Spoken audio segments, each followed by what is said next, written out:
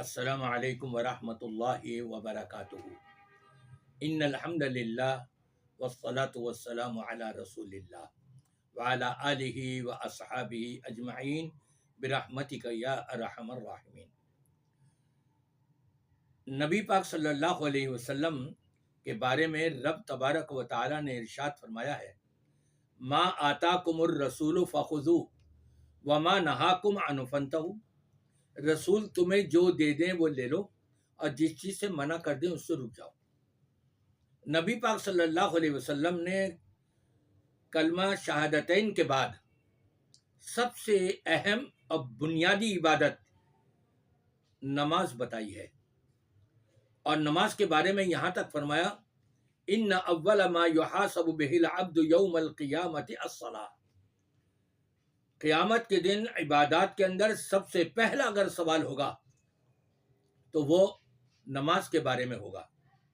اور یہ بھی آپ نے تعلیمات دے دیں کہ اگر نماز کے سوال کا جواب آپ کا درست ہو گیا تو باقی سوالات کا آسان ہو جانا ہے، ان کے جوابات بھی بڑے آسان ہو جائیں گے۔ لیکن اگر یہیں نماز کے اس میں پھنس گئے تو پھر باقی سوالات کا آپ دیکھیں کہ خود ہی کہ کیا اس میں دشواریاں آ سکتی ہیں۔ نبی کریم صلی اللہ علیہ وسلم نے فرمایا کہ صلو کما رأیتمونی اصلی، جیسے میں نے نماز پڑھی ہے ویسے نماز پڑھو۔ شافعی کہتے ہیں ایسے پڑھو، مالکی کہتے ہیں ایسے پڑھو، حنبلی کہتے ہیں ایسے پڑھو، مالکی کہتے ہیں ایسے پڑھو۔ یہ چار طریقے الگ الگ نبی نے تو نہیں بتائے۔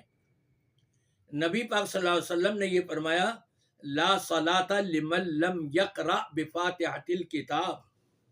جس شخص نے سورہ فاتحہ نہیں پڑھی اس کی نماز ہی نہیں۔ یہ عام ہے، چاہے وہ جماعت کے ساتھ پڑھ رہا ہو چاہے اکیلا پڑھ رہا ہو، عام حکم ہے۔ اس میں نبی نے تو یہ نہیں کہا کہ تم امام کے ساتھ ہو تو پھر مت پڑھنا۔ جناب مفتی کے مفتی طارق مسعود صاحب دیکھیں کیا کہہ رہے ہیں، آپ ذرا ان کی بات سنیں اور پھر آپ اس کو تکمیل تک سماعت فرمائیں تو آپ کے سامنے حقیقت آ جائے گی کہ مفتی طارق مسعود صاحب مسلمانوں کو کس کس انداز سے دھوکہ دے رہے ہیں اور حنفیت کا چورن ان کو بیچ رہے ہیں۔ ظہر اور عصر میں امام کے پیچھے سورہ فاتحہ پڑھیں گے۔ کیا حنفی مسلک میں امام کے پیچھے ظہر اور عصر میں فاتحہ پڑھی جائے گی یا نہیں؟ نیز مغرب کی تیسری رکعت اور عشاء کی آخری 2 رکعتوں میں بھی حکم بتا دیں۔ دیکھیں امام کے پیچھے چاہے سری نماز ہو یا ظہری نماز یعنی جہری نماز ہو، صحیح حدیث ہے جس میں آپ صلی اللہ علیہ وسلم نے فرمایا، من کان لہ امام فقراءۃ الامام لہ قراءۃ۔ جس کا کوئی امام ہو تو امام کی قراءت مقتدی کے لیے کافی ہے۔ تو اس حدیث میں فرق نہیں کیا گیا کہ جہری نماز ہو یا سری، امام جب قراءت کرے گا تو مقتدی کے لیے وہ قراءت کافی ہے۔ آپ نے دیکھا کہ مفتی طارق مسعود صاحب نے ایک حدیث پیش کری کہ نبی کریم صلی اللہ علیہ وسلم نے فرمایا،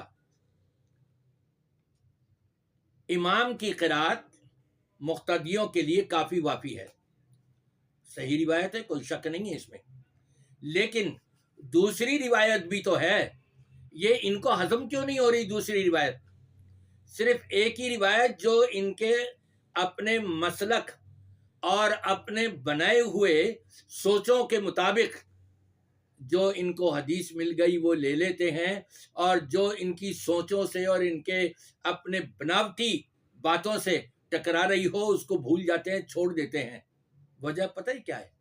وجہ یہ ہے کہ ان کے حنفیوں کے مدارس میں صحیحین، صحیح بخاری، صحیح مسلم اور حدیث کی دیگر کتابیں پڑھائی نہیں جاتی، دورہ کیا جاتا ہے۔ میں خود دیکھا، مولانا یوسف بنوری رحمۃ اللہ علیہ کے قائم کردہ بنوری ٹاؤن گرو مندر پر ہے، میں نے وہاں ایڈمیشن لیا اور وہاں پڑھ رہا تھا، پہلی کلاس تھی۔ میں دیکھتا تھا وہاں پر صحیح بخاری پڑھنے والے جو سب سے زیادہ تیز رفتار کے ساتھ عبارت پڑھتا ہو وہ بیٹھا ہوا پڑھ رہا ہے، 30-40 طلباء بیٹھے ہوئے ہیں اور سب گمسم کے لڈو بنے ہوئے ہیں استاد سمیت، پڑھتا چلا جا رہا ہے، پڑھتا چلا جا رہا ہے۔ 1 گھنٹے کا اگر پیریڈ ہے تو اس کے اندر 50-60 اس نے صفحات پڑھ لیے. جہاں ان کے اپنے مسلک کی مناسبت سے کوئی روایت آ گئی اس کی ذرا تشریح کر دی, اور جہاں ان کے مسلک سے ٹکراتی ہوئی روایت آ گئی اس میں تعویلات کر دی, اور باقی سب ایسی کھاتے میں جا رہا ہے. میں نے اپنی آنکھوں سے یہ چیز دیکھی, اپنے کانوں سے سنی ہے. میں کسی کی بتائی ہوئی نہیں بات بتا رہا, بلکہ میں تو آپ کو ایک اور خبر دے دوں. بنوری ٹاؤن سے مجھے نکالا گیا. ششمائی امتحان میں تمام پرچے کلیئر تھے میرے, اور سالانہ امتحان سے 1 مہینہ پہلے کا واقعہ ہے تقریباً, کہ ایک بچے نے وہاں کلاس میں, بلوچی بچہ تھا, اس نے طنز کرتے ہوئے مجھے سناتے ہوئے یہ کہہ دیا کہ جو شخص امام کے پیچھے سورہ فاتحہ پڑھے گا اس کے منہ میں جہنم کی آگ کے انگارے ڈالے جائیں گے. یہ سن کر کے میرے منہ سے یہ الفاظ نکلے, یہ جھوٹی روایت ہے, من گھڑت روایت ہے. استاد کے بھی اور سارے بچوں کے کان کھڑے ہو گئے. وہ ادارے تک اور سرپرستوں تک سب تک یہ بات پہنچ گئی. اندرون خانہ فیصلہ کیا کہ اس کو فیل کرو.